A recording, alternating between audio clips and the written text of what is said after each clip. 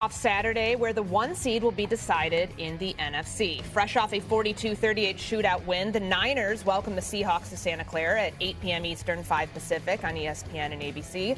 The winner of this game wins the NFC West and earns a first-round bye in the postseason. So, RC, who needs this win more, Seahawks or the Niners? It's the San Francisco 49ers to me, and the reason being is the Seahawks have the one thing that travels best on the road, and that's defense. And then you look at Mike Macdonald and his record since becoming the Seahawks head coach. I mean, they're 7-1 this year, and this doesn't matter. This doesn't mean if it's the East Coast, they can't wake up and play a 1 o'clock game. If it's on the West Coast and now they're playing at 2:25 their time, it does not matter. This defense shows up. Mike Macdonald has this team prepared. When you look at the San Francisco 49ers, you want the crowd behind you when your defense is on the field. You want to make it difficult for the opposing team's offense. You are a team that doesn't pressure. You are a team that doesn't turn the football over. You are a team that can't stop the run. None of those things says I want to go to somebody else's stadium where their offense is comfortable to try to play football and then put Brock Purdy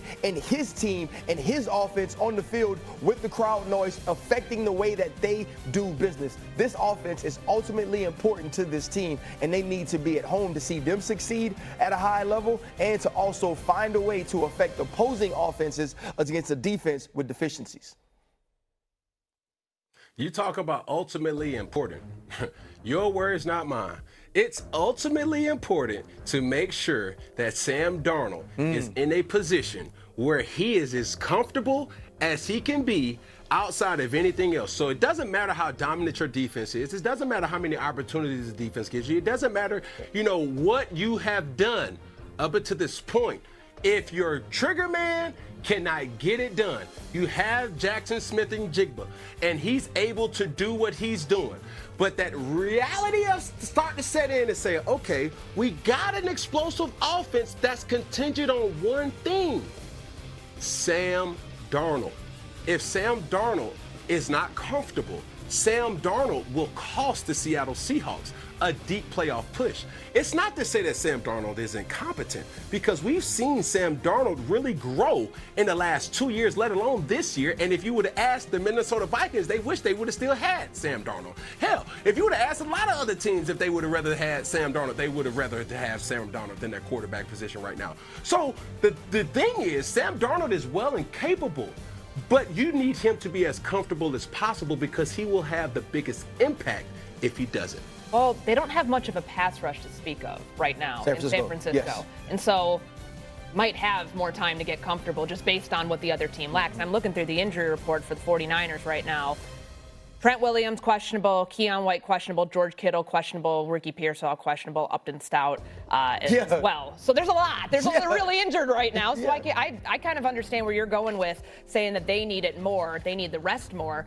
What's the X factor here for the 49ers? It's Christian McCaffrey. Who, by the way, was cleared to play yesterday. But he was banged up in the last game. We saw him getting off of the ground slowly, fighting to get to the backfield. And they've been so dependent on Christian McCaffrey this entire season, along with Kyle Shanahan, in my opinion, being the coach of the year, because of much of what Courtney just documented with the injuries, with the big-time players who haven't been available for this team. There's been so much put on Christian McCaffrey, both in the run game and the pass game. And he's going to have to be that same player this week. When you look at the way he was defended against Seattle early on in this season, I felt like this team did the best job. There were 2 turnovers from Brock Purdy. Brock Purdy now, with the way that he scrambles and he improvises and trying to force balls into tight spaces, you're going to need Christian McCaffrey to be that balancing factor for 2 reasons. He's your best offensive player, and secondly, it keeps the Seattle Seahawks off of the field. And that's what you want to do to protect the defense that has been struggling, especially down the stretch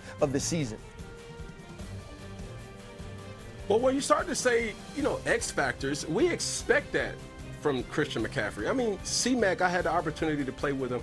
He came out of Stanford banged up, respectfully. He's a workhorse. We expect him to get off the ground slow. Hey, you give him a look, he's good to go. He's a person that you put the ball in his hands, and the more you give him the ball, the better options of good things happening for your team will happen.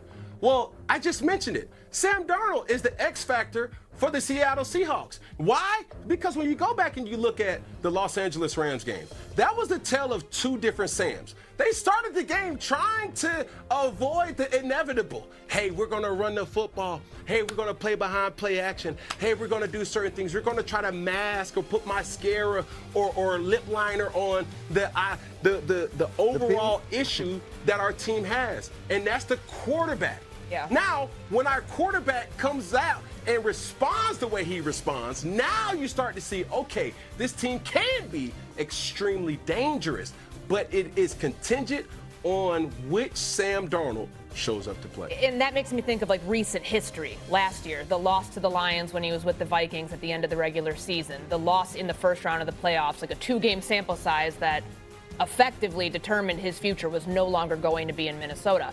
And when you talk about those turnovers, 28 as a team, 20 of them have come from the quarterback. Is it that he needs this palate cleanser, so to speak, of having a good game, being on the winning team, going into the playoffs that matters most? It's one of those things that the thing about Sam Darnold is he's extremely talented. As a former teammate, I saw that firsthand in practice when we were in Carolina. He can throw the ball as good as anybody will allow him to. He's shown the leadership capabilities. But the reality comes down to when the issues start to pile up and he throws an interception, and then he begins to throw another interception, or he makes a bad decision, and then he makes another bad decision. Snowball. Those are the things that can get him in trouble, and like you just said, Courtney, can snowball the issue into becoming a detrimental game-impacting kind of turn of events. The worst thing in the world is that we have all this technology. Because of that technology, we know that once in prime time, Sam Darnold said he saw ghosts. And so now when you go back to the first Rams game and you see 4 interceptions, you think to yourself, well, is he seeing those ghosts again? And then you watch him play against the Rams in the second game, and there's an interception in the slot that turns into a touchdown. He throws an interception deep down in the red zone that turns into points for the Los Angeles Rams. And all of those things start to replay. Sam Darnold has to get rid of history. Sam Darnold has to find a way to have a short, clean memory. And the only way to do that is by doing what Courtney said and cleansing your palate with an important win. Cleansing your palate with a great performance in a high-pressure situation. And there's no bigger one that he's been in since the last time he was in the big one than this one. This is the first opportunity to show people that he's trustworthy, to show people that they can win because of ESPN tomorrow night. That one is straight up for the 1 seed. What are you watching for? It's going to be quarterback Sam Darnold. Can you be the best quarterback on the field in this matchup going up against Brock Purdy? But also, can you complete your New Year's resolution this year because you didn't do it last year? Same situation, right? You have an opportunity to get the #1 seed in the NFC and also win your division. Can you be the best player, not just quarterback on the field this Sunday